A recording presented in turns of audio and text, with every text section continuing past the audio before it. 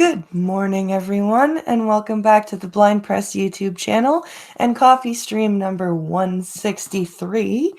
And it's Thursday, which means I start half an hour early and only go for an hour.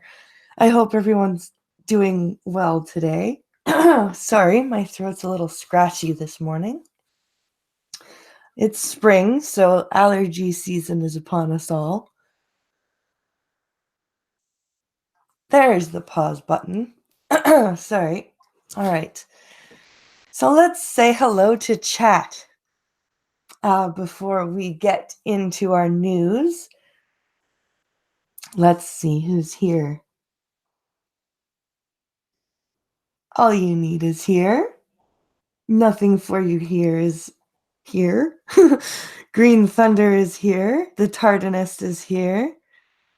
Let's see. Who else? Oh, that's all I can see for now. But I hope everyone had a great day yesterday.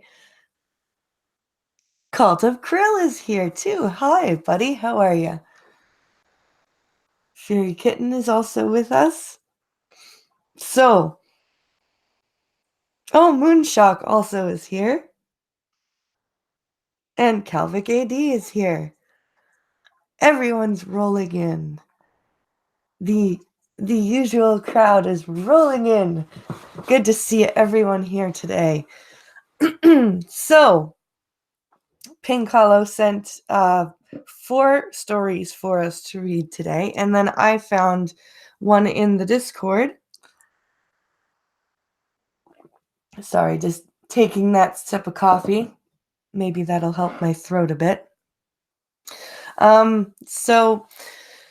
I found one in the Discord also that should be interesting to read.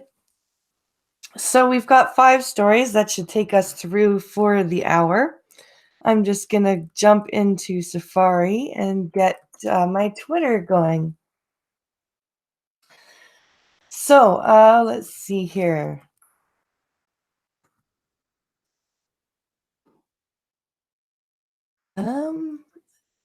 Let's see. Yes, Moonshock, I do hope you're feeling better.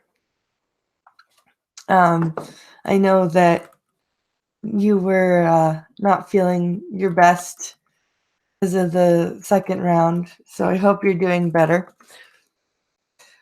All right.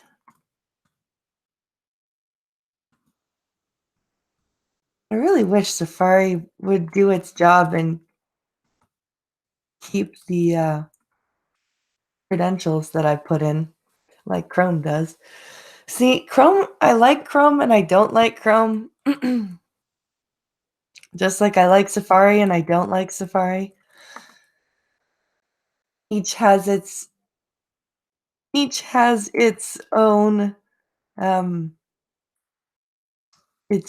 uses. All right, I've got into the messages from Pink Hollow here. Let's see, what's the first one I've got? It's from the Star. Hopefully I don't hit a goddamn paywall. Stupid.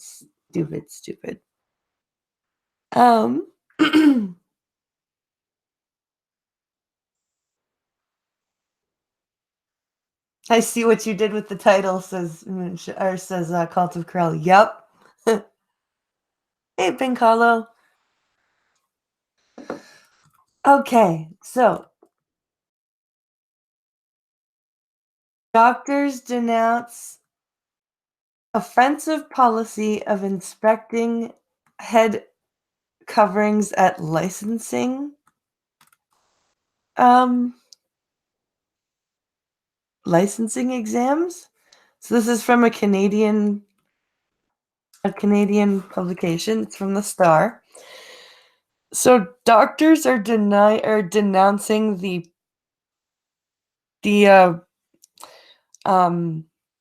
I guess practice of inspecting head coverings. I'm guessing for maybe like doing I'm not sure why they would inspect a head covering. Maybe I'm not sure, but Seamus, time to go deliver some bull semen. Oh boy, the things you deliver, honey. The things you deliver. All right. So this story appears to be out of Vancouver. Let's read about it here. Vancouver, doctors are once again calling out the Medical Council of Canada for using intrusive methods to prevent cheating at its licensing exams. Okay. But what do doctors and license exams have to do with each other? I'm confused. This time, it's inspections of religious head coverings. Canadian doctors have taken to social media once again, alleging that the Medical Council of Canada has been inspecting the religious head coverings of students before permitting them to enter medical licensing exams. The MCC said the test takers are warned in advance about potential inspections. Image. Oh, medical licensing. Okay, I've got you now. Okay, so med students going in for medical licensing. Okay.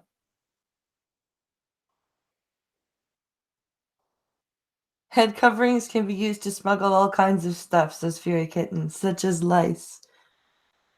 True. Smuggling in the answers. Canadian doctors have taken to... The outcry began last week with a tweet by Canadian doctors have taken to social media once again, alleging that the Medical Council of Canada has been inspecting the religious head coverings of students before permitting them to enter medical licensing exams. The MCC said the test takers are warned in advance about potential inspections. Fat cameras. Okay. The outcry began last week with a tweet by Hakik Virani, a public health and addictions doctor in Edmonton.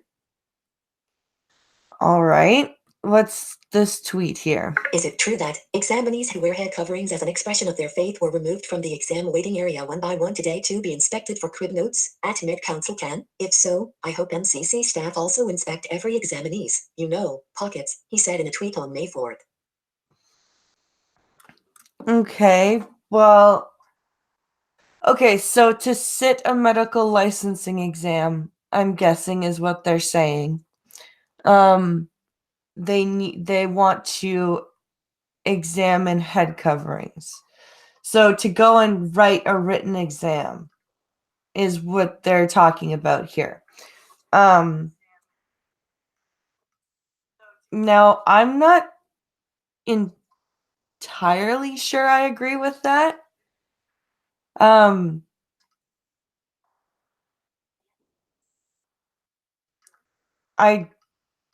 I'm not sure. Yeah, I'm not sure I agree with that.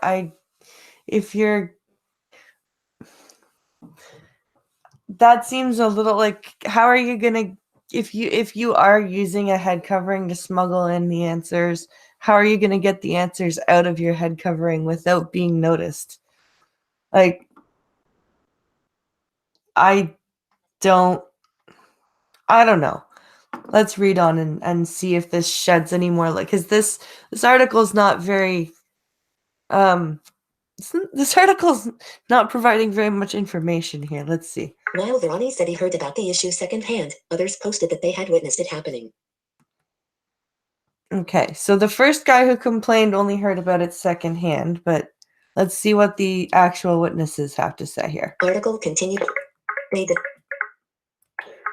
They didn't check anybody's pockets at my site, just religious head coverings, began a May 5th tweet attributed to medical resident Kaylin Purdy. Would-be doctors must pass the Medical Council's examinations in order to obtain a license. The recent criticism follows last year's number tampon gate. Link. Scandal. You are... Tampon gate scandal?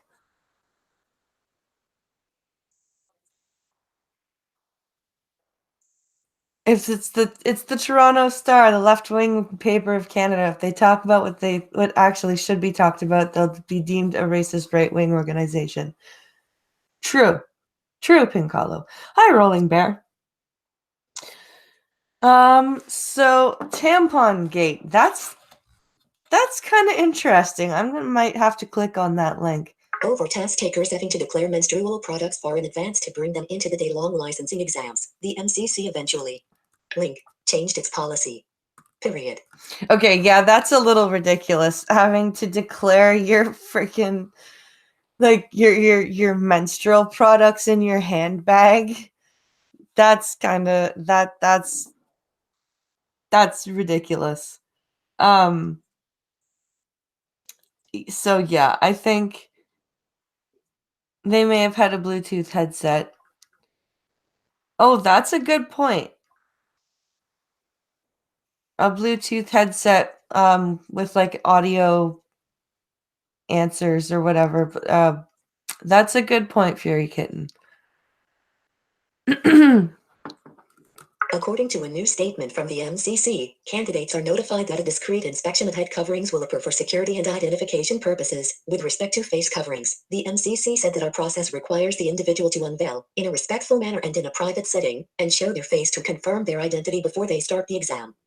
Okay, so they're saying that this is an ID issue. I guess so that they can inspect faces to match with like identification credentials. That I can understand.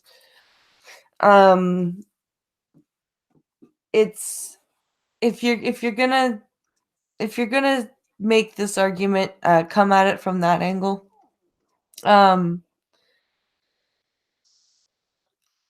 If you're gonna go for the smuggling answers angle, I don't think that's what it is. It does make more sense that this is an identification process thing, because when I had to take exams, and these are not medical licensing exams, right? These are just regular university exams. I needed to provide my student card that had my picture on it to make sure that I was who I said I was and that I didn't have somebody else trying to write my exam for me. And this, like I said, this is just like a freaking standard university exam. This is not something where you're getting your medical license to be a doctor, which I would humbly argue is a much more important exam and should therefore be taken with much more deference to procedure and making sure, as I said, that you are who you say you are.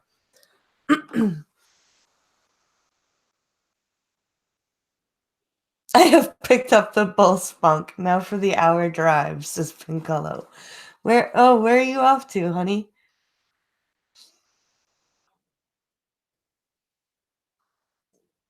Oh God, says Moonshock, says Pincolo, just make sure you don't take it with your coffee. That gives a whole new meaning to the word creamer. Oh,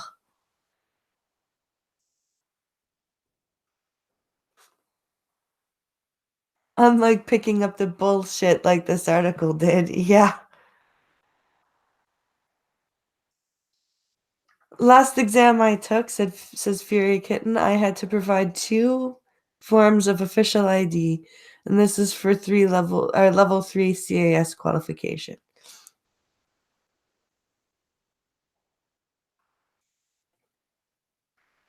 Zombie Teddy says, blind press, when I took my medical licensing exam, I couldn't bring in anything. No bags, hats, coats, pocketless pants, and a t-shirt was the dress code.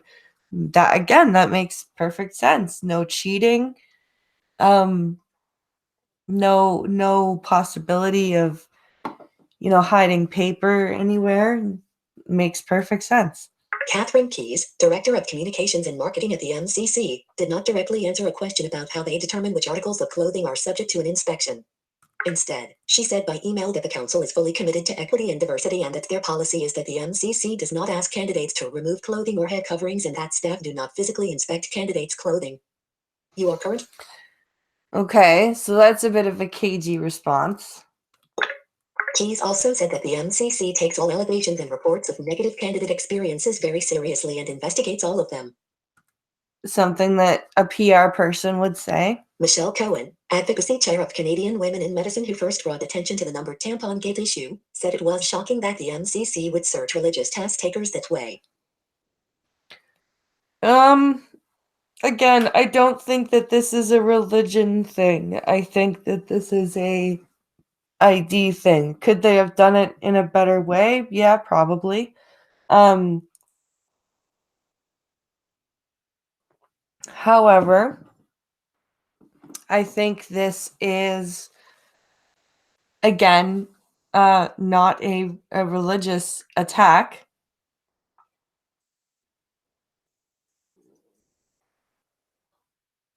I've worked with companies that separate the X and Y chromosome of bull semen. That way, if you want a male or female cow, that's what you get. Oh, I had to have my ID, SS, and a prepaid card in my name just to take my GED. Wow. Article continue below. The idea someone would be bringing in cheat notes in a practical exam on their person and their religious head covering is offensive, first of all, as an idea, and is not at all a justification for that invasion of privacy. Again, they're not this article even said that the medical licensing board stated ID concerns, not cheating concerns. But yeah, I think that people are jumping to conclusions and assuming why head coverings are being searched or asked to be unveiled. And if this is happening, and they did say that it is happening, they're doing it in private. So it's not like they're, standing all of the people wearing turbans and hijab and, yarmulke and stuff in a line in front of all of the other people and asking them to take off their head coverings one by one to match up with, and having their head coverings like shaken out and searched. Like, this is not what's happening. I think this is a huge overreaction. She said she was concerned this policy disproportionately targets women, especially given what we've gone through for people to be allowed to bring in menstrual products. Okay, the menstrual product thing was stupid. But again, if you're not allowed to bring in bags, then you should be at least allowed to run out to your bag and then, run to the bathroom and do your thing. But again, I do not think that this religious covering thing is a cheating thing. Never underestimate the underhanded nature of people. That's true. People cheat. People will cheat. I heard a story in back in my high school days of somebody who's a teacher allowed people to listen to music while they sat their exam, and somebody went and somehow got the answers to the exam, went into their song list for their MP3 player, retitled all of the songs, what the answers were, and then had, the screen up. What do you know what I mean? It was kind of an ingenious.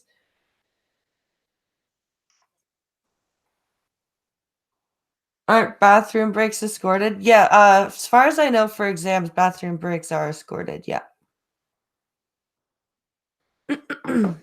On social media, Purdy drew attention to another potential barrier. She pointed out that, during her test, students had to go up 4 flights of stairs without the option of an elevator, a problem for people who are pregnant, sick, or are living with a disability.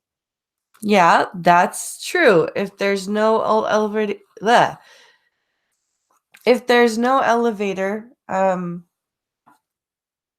it's kind of hard for, say pregnant people or people who are physically disabled. But then again, people with physical disabilities who can't walk, especially if you're, say, in a wheelchair or something. I hate to say this, but it's hard for you to be a doctor. Doctors are constantly on their feet, depending on your specialty. Like surgeons, I don't think you could do surgery properly from a wheelchair or on crutches, for example. I'm not saying that there shouldn't be elevators in the building, but I'm also pointing out the obvious barriers that being physically disabled would present being, say, a doctoral position. I'm not saying you can't be in the medical profession if you have a physical disability. I'm just saying doctor may be a bit of a stretch. You could maybe be a medical tech, maybe work in billing, something like that, maybe pharmaceuticals. Um, but doctor just might not be in the cards. Hey, link, FMed Council Can you direct me to where on the website it says we need to be able to climb 4 flights of stairs in order to complete the link, number MCCQE2. Oh, come on. Are you serious? That's how you're going to word that tweet? Where does it say we have to be able to climb 4 flights of stairs to write the exams? Bitch, that's where the exam is sat. If you're not physically disabled, why are you doing that? Leave it for a physically disabled person to call attention to. You just sound like a big virtue signaler at this point. If you have hydraulic lifts on your wheelchair, it could work. That's true. Pimped out freaking wheelchair with hydraulic lifts.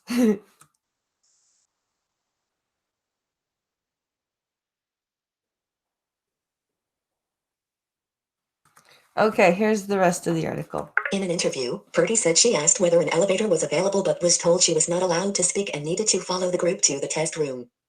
X to doubt, please. Where's the elevator? Can I take the elevator? I'm a little sore. You don't speak. You just follow the group and you go to the test room. Yeah, I'm sure that's how that went. That just no. Just no.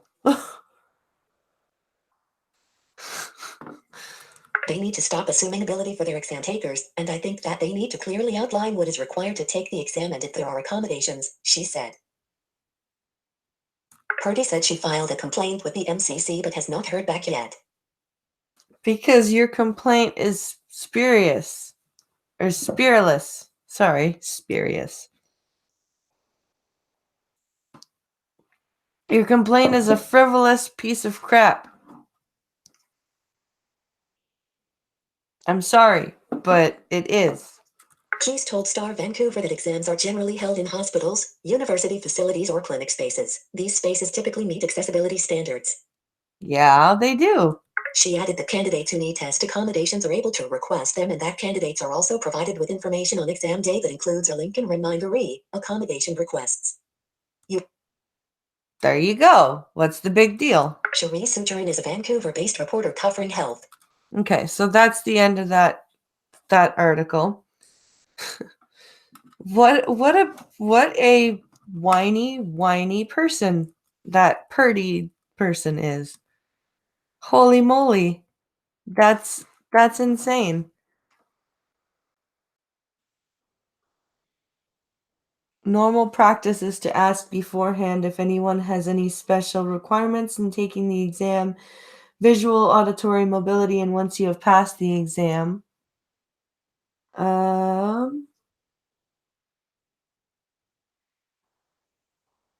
once you have passed the exam line, exam rules in progress.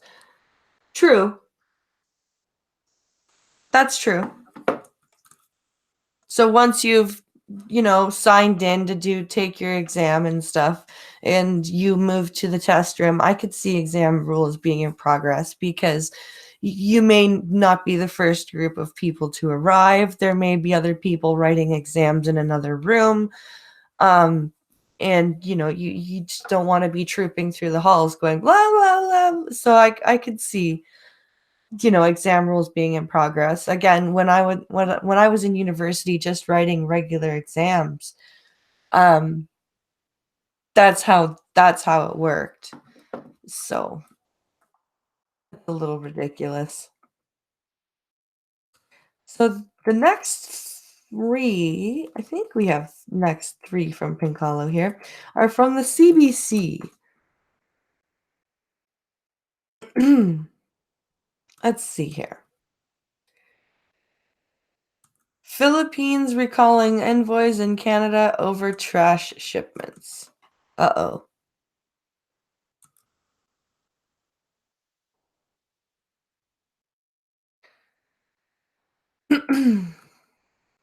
So here we go. Looks like You are the currently on a link. Filipino government is removing its envoys to Canada.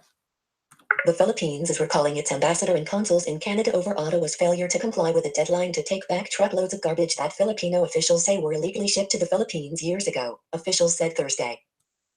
Okay, so that's not a good sign. If the ambassadors are being pulled out, and we haven't even taken. I thought we took the trash back there. I thought we had. I thought we had pulled our heads out of our asses and done something about that garbage. That's not good.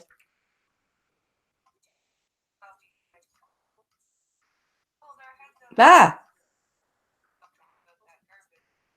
Pause, damn you.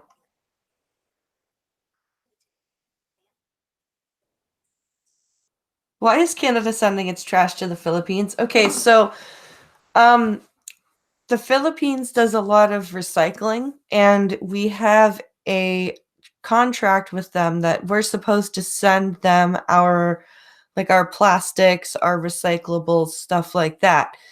But about 6 years ago now, we sent them something like 100 shipping containers full of actual garbage.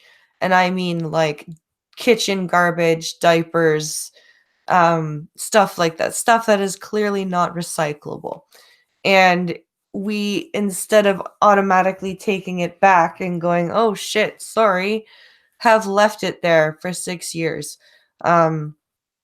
Basically passing the buck from government to government.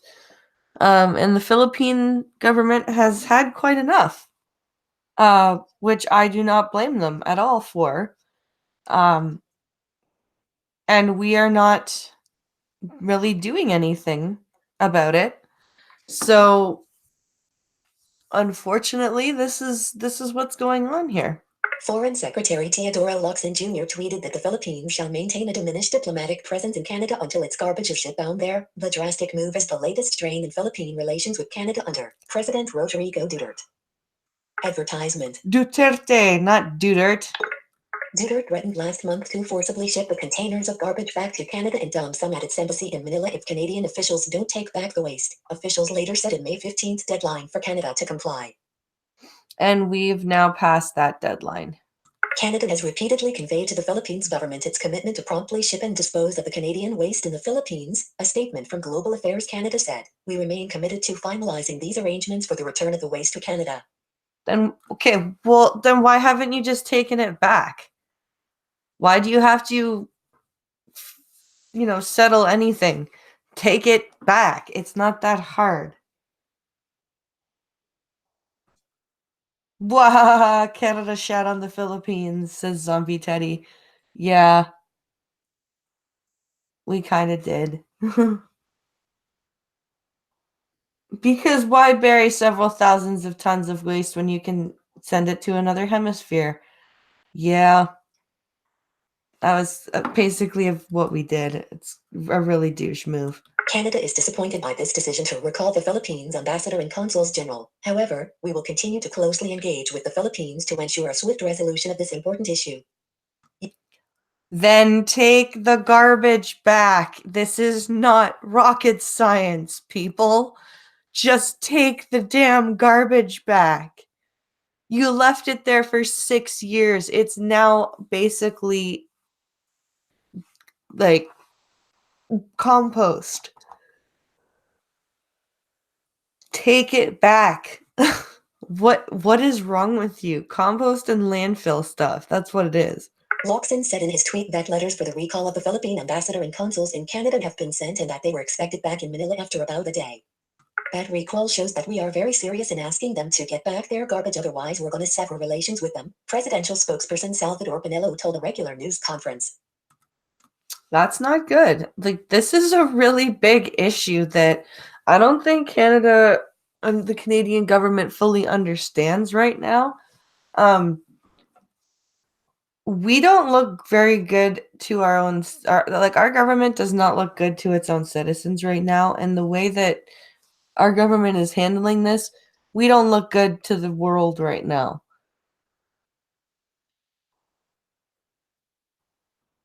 It'll be a stinking mess, is all you need. Yeah, no kidding. Most medical waste, yummy. Yep. Hey, Canada, send it to California. No one will notice, says Zombie Teddy. Oh, that's funny.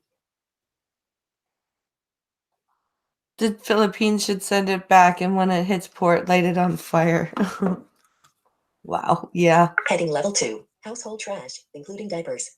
At least 103 containers of household trash, including plastic bottles and bags, newspapers and diapers, were shipped in batches from Canada to the Philippines from 2013 to 2014. Most of the shipping containers remain in 2 ports in Manila and Northern Subic Freeport, sparking protests from environmental activists.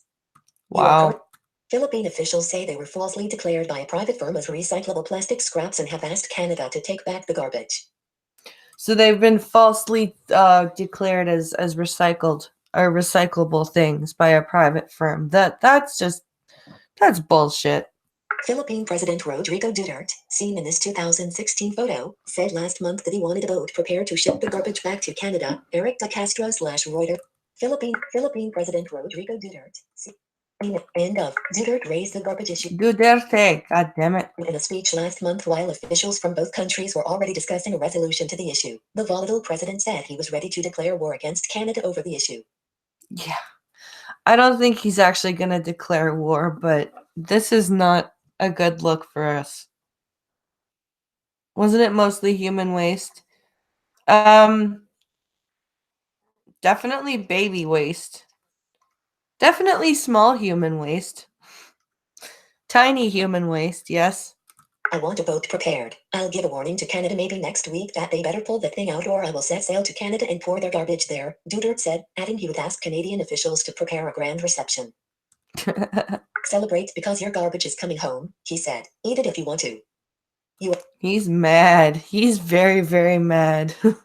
And I would be too. This is not. You have a contract to change recyclables back into usable plastic stuff, and you have a country that just lies to you. Goes, yeah, here's some recyclable stuff, and it's all kitchen garbage, diapers. Just that's just messed up. You don't do that. Heading level 2. Court ordered waste be sent back. The Canadian government said through its embassy in Manila after Duterte's provocative remarks that it is strongly committed to collaborating with the government of the Philippines to resolve this issue. It said it was aware of a Philippine court ruling that ordered a private importer to ship the waste back to Canada. You are currently on a text element. It ordered a private importer to do it. Well, then why hasn't it done it? That's okay. A group of officials from both sides is examining the full spectrum of issues related to the removal of the waste with a view to a timely resolution, the embassy said in a statement. You are currently on a text element. Oops. Bullet. Link. Sign up for CBC Politics' new weekly Canada Votes newsletter. Oh.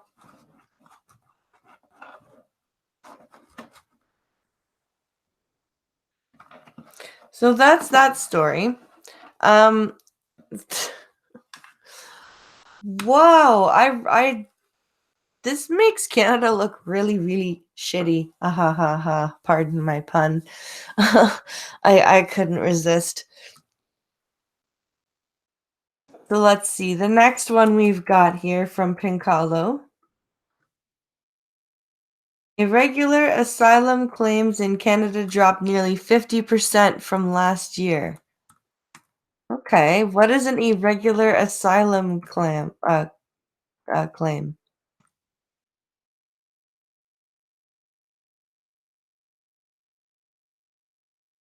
Let's see here. The number of asylum seekers crossing the border irregularly into Canada has slowed compared to early last year. I'm sorry, do you mean illegally? Is irregular your word for illegal? Is this what I'm getting here? It's okay. It's not irregular. It's illegal. What the hell, you lying journalists. Holy Christ.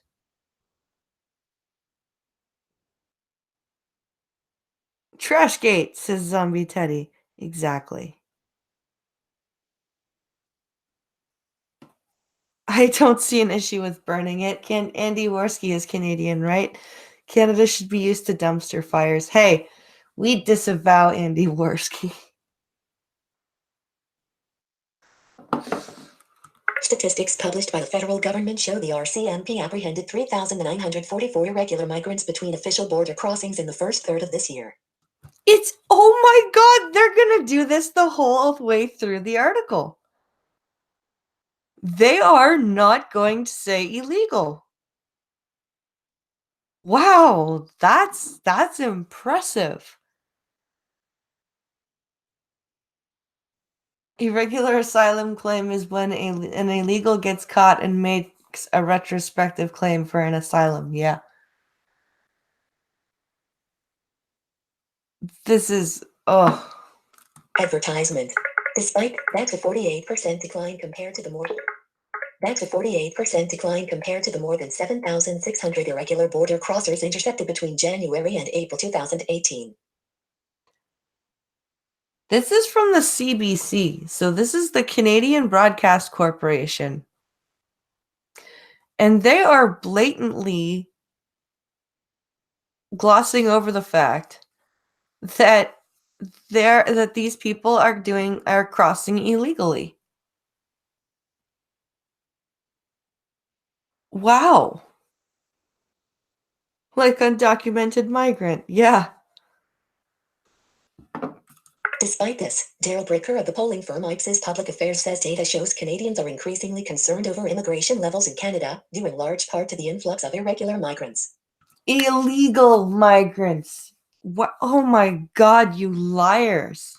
He and other experts who took part in an immigration summit in Ottawa last week are warning against rising populist sentiments that could harden Canadian attitudes against newcomers. No, against illegal newcomers. Not against legal newcomers. Not against newcomers who come here properly and actually attempt to, get a job and speak to you in the language of the country while they are working at their job. You know what? If they go home and speak whatever the hell language they speak in their family's house, fine. But speak English when you're working and just come here legally. That's all we're fucking asking of you. This is not hard. That's because CNN spelled backwards is CBC.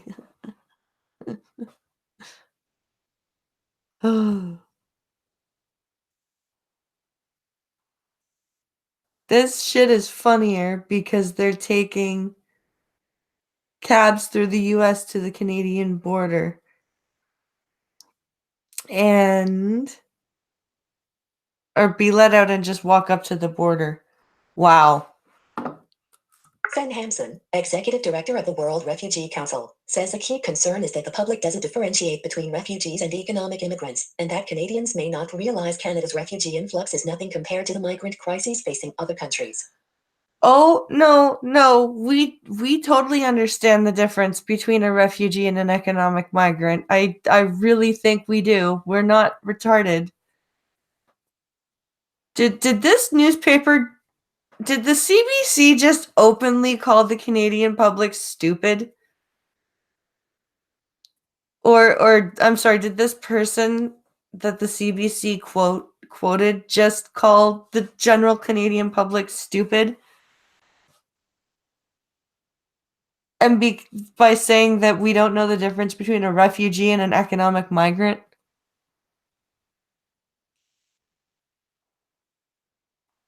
That's insane. I'm pretty sure most of us know the difference between a refugee and an economic migrant.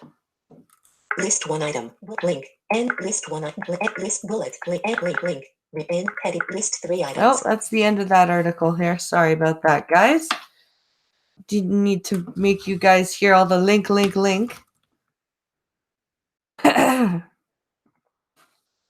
Ow, what a disingenuous article that is. Trump grants full pardon to media baron Conrad Black. Oh, Donald, no. He was actually a bad guy. So if you guys don't know who Conrad Black is, he was a Canadian media baron. What's with the robot? That's how I read my news.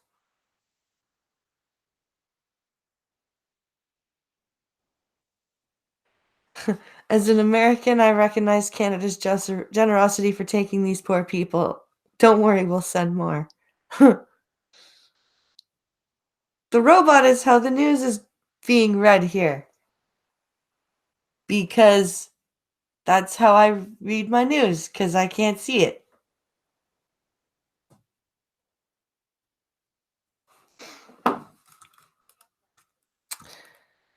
So Conrad Black was had a huge scam going, and he scammed a whole bunch of people in the States, I believe in Canada as well, but he was tried in the States and was serving prison time. So apparently Donald Trump has given him a pardon. Let's read about this here.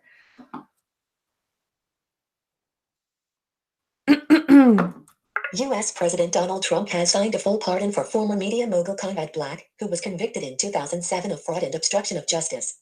Yes, he was. Black, 74, spent almost 3.5 years in a Florida prison before being released and deported back to Canada. He had originally been sentenced to 78 months in jail, but his sentence was reduced after the U.S. Supreme Court struck down several of his initial convictions. Which they should not have done. Advertisement. It also, a statement from the White House on Wednesday said Black has made tremendous contributions to business, as well as to political and historical thought. Oh, Trump, no, that's that's not a good reason to pardon somebody.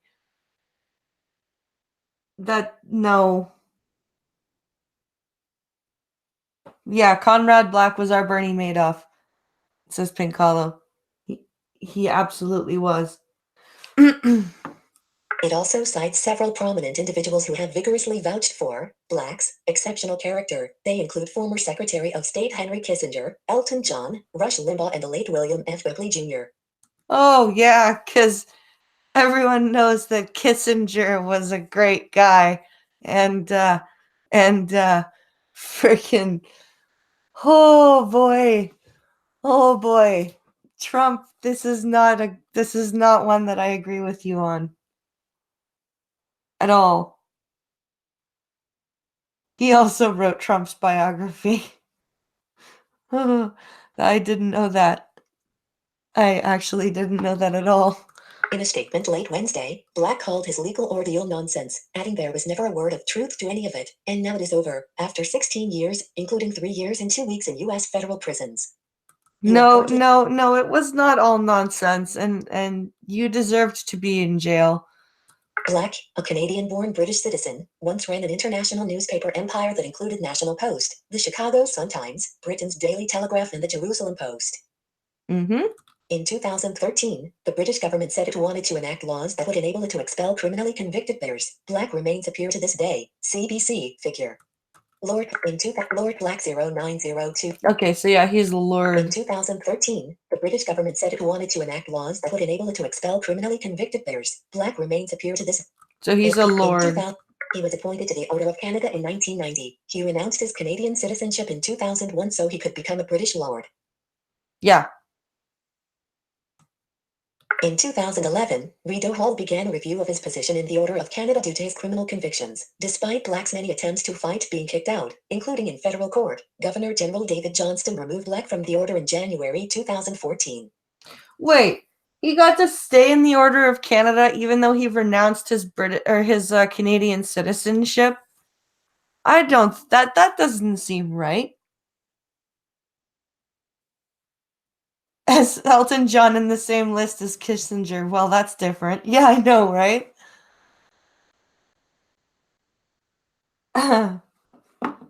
He remains Lord of Cross Harbour, though he has been on a leave of absence from the British House of Lords since June 2012. Heading Level 2. Thought White House call was a prank. Black was found guilty in the United States in 2007 of scheming to siphon off millions of dollars from the sale of newspapers owned by Hollinger Incorporated, where he was chief executive and chairman. Yep. 2 of his 3 fraud convictions were later voided, and his sentence was shortened. Black has remained steadfast in declaring his innocence on all of the U.S. charges and in his belief that he was subjected to unfair prosecution in the United States. No, you weren't. In 2018, Black published Donald J. Trump, a president like no other. You are. So he kissed his ass and got a pardon. List 1 item. Bullet and list bullet. Yep, that's the end You of are this currently on a article. bullet. Wow. Kiss the president's ass, get a pardon. That's new. That's very new. Very, very new. Okay, our last story from Pinkalo. Trudeau offers Canadian steel and wood to rebuild Notre Dame Cathedral.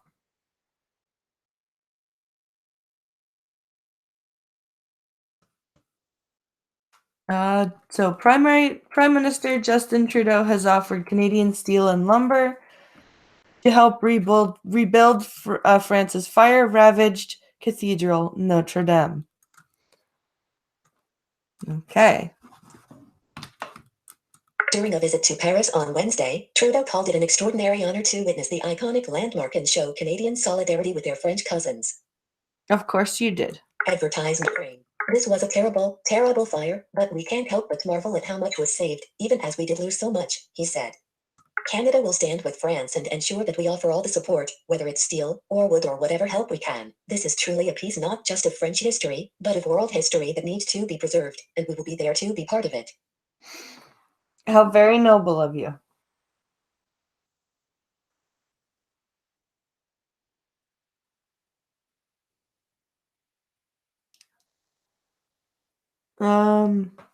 Wow. Yeah.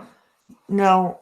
What a virtue signal. I mean, I'm, this is clearly an I have an election coming up, so I'm going to make myself look really, really good for the people around the world, because my country is fucked up with the Philippines, and my country's citizenry doesn't like me. So this is going to be my attempt to make myself look really good. List 1 item. Bullet link. End of the list. List 1 item. Bullet link. End of the cathedral. The cathedral was devastated by an April 15th blaze. Flames burst through the roof of the centuries-old building and engulfed the spire. That eventually collapsed, followed by the roof. Prime Minister Justin Trudeau says Canada will offer steel and wood to France to help rebuild the fire-ravaged Notre Dame Cathedral after touring the 850-year-old church Wednesday. 0:20. Video in Amber. Oh, that's a video. So, and that's the end of the articles from Pinkalo. Let's jump out of here and get to my titular article.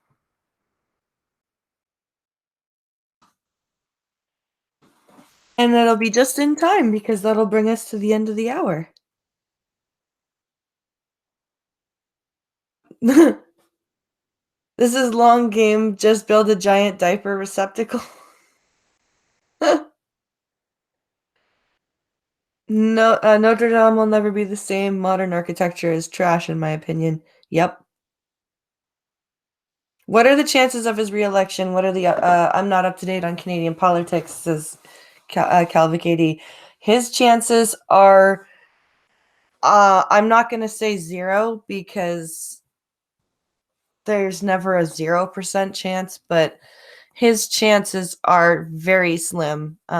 It's looking like we are going to have a progressive conservative government with a new Democrat opposition, which has never happened federally before. It's usually a conservative or liberal leadership with vice versa as opposition, and the new Democrats in third place. So this is going to be a very, very interesting election. We're going to see the Liberal Party lose a lot of seats. It's going to be very, very, very interesting politically to watch. So this came to me from Gunfox, I believe, from the Discord. And it says, the headline is, LED light can damage eyes, health authority warns. So this is from Yahoo News. Let's see here. And this is appropriate considering that my orientation and mobility lesson will be coming up after this. So let's get here to this story. Yahoo's very flash driven, so I'm hoping that I can get this working here. Come on, Safari. Be a good browser, would you? I'm guessing they're gonna say the blue light from the LED light is gonna be the thing that damages the eyes. Oh, come on, you piece of shit.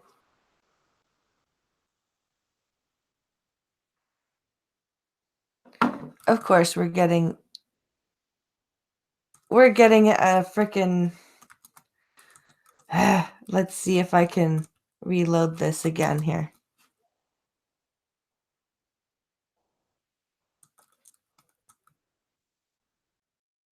There we go. Seems to be moving a bit better. That's better. Okay.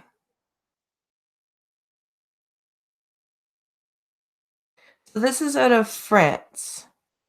It says the blue light. Okay, here we go. I'll just let it read here.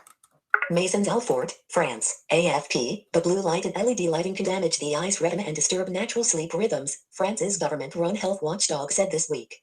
Okay, so it says it can disturb the retinas and disturb sleep, or damage the retinas and disturb sleep. Okay.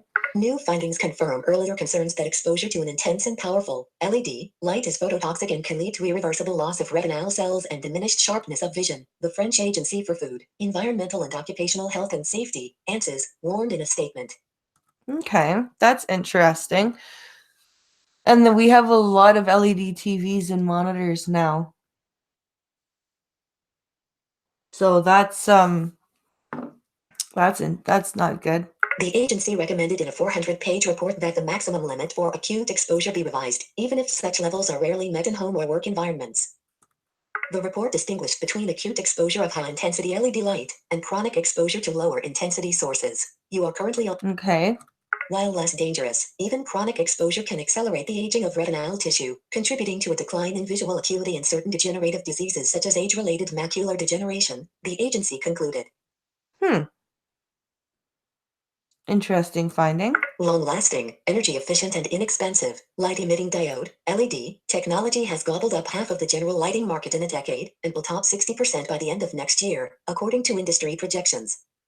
Yeah, that's true. LED is hugely popular. LED uses only a fifth of the electricity needed for an incandescent bulb of comparable brightness. The world's leading LED light bulb makers are GE Lighting, Osram and Philips. You are currently.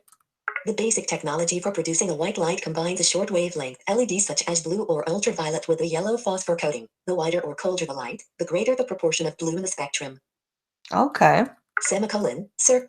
LEDs are used for home and street lighting, as well as in offices and industry. You are correct. That are also increasingly found in auto headlights, torches, flashlights, and some toys. True. That's true. They do have LED lights on toys and stuff now. That's very interesting. LED cell phone, tablets, and laptop screens do not pose a risk of eye damage because their luminosity is very low compared to other types of lighting, Francine Beer-Cohen, an ophthalmologist and head of the expert group that conducted the review, told journalists. That's interesting. So their luminosity is different from that of a light bulb. See, this is all fascinating to me because I can't see anything, right? So this is all very, very interesting to me. They're talking about the LED light bulbs that go into fixtures to replace incandescent light bulbs. Okay. Nothing for you here says those blue LED flashlights blind me every time.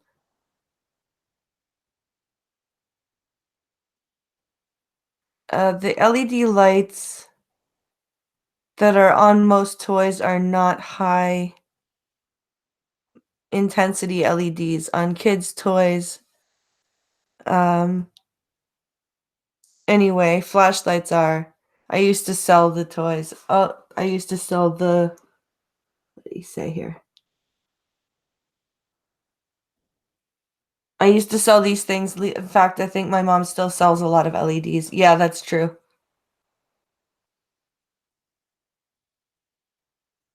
Oh, wow.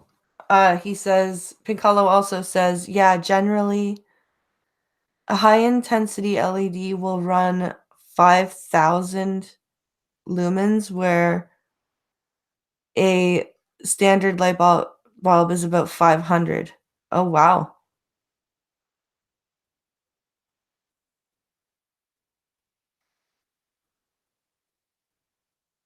Can I sue the police for blinding me? I don't think so, unfortunately. But these backlight devices, especially when they're used at night or in a dark setting, can disturb biological rhythms and thus sleep patterns, the agency cautioned. Because the crystalline lens in their eyes are not fully formed, children and adolescents are particularly susceptible to such disruptions, the ANSYS reports noted. Oh, sorry, guys. I thought I heard something.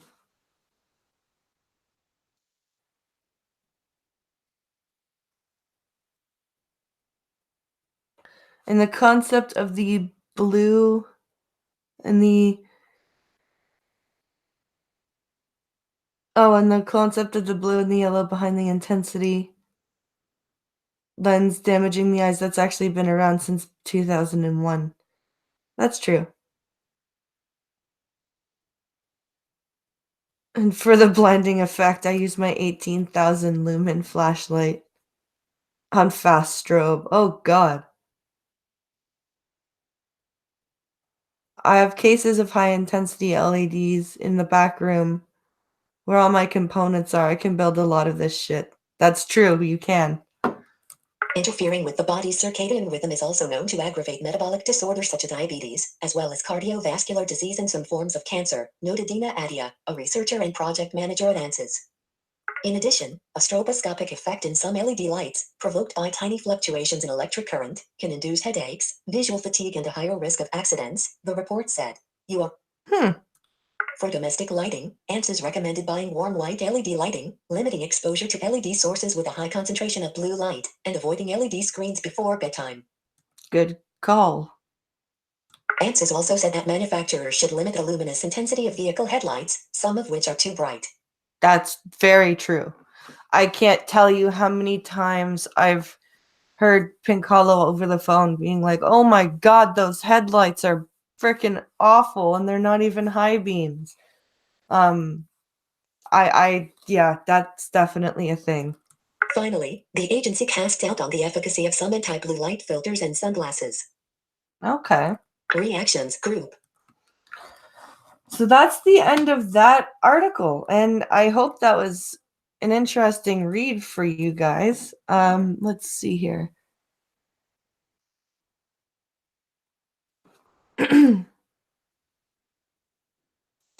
So I hope everyone has enjoyed themselves today. It's coming to the end of the stream because it is Thursday and it's the short day. And I need to get ready for my orientation and mobility lesson. So, proper frequencies can induce a kind of temporary psychosis. They can be used in psychological conditioning and hypnosis. That's true. Yes, check your logic. Today is short. I'm gonna do a couple of chat reading, and then unfortunately gonna end. Thursdays are usually an hour, from 11:30 to 12:30.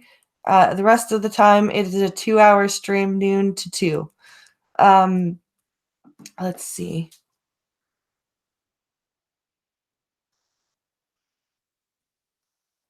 Let's see here. I do hope everybody enjoyed themselves today. What else?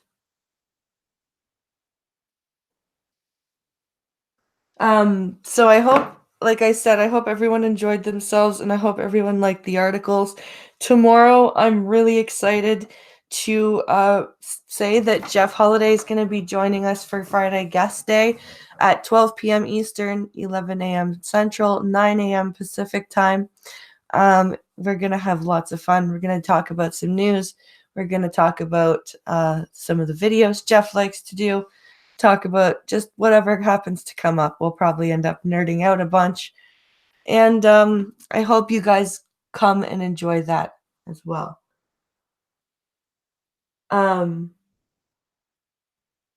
So I hope everyone enjoys that and comes and watches. Remember, because of the Victoria Day, May 24th weekend, there's not going to be a regular Star Trek stream. I may attempt to do a stream with my dad where we talk about Star Trek versus Star Wars, but I don't know if I will. We'll see if I can get him to agree to it.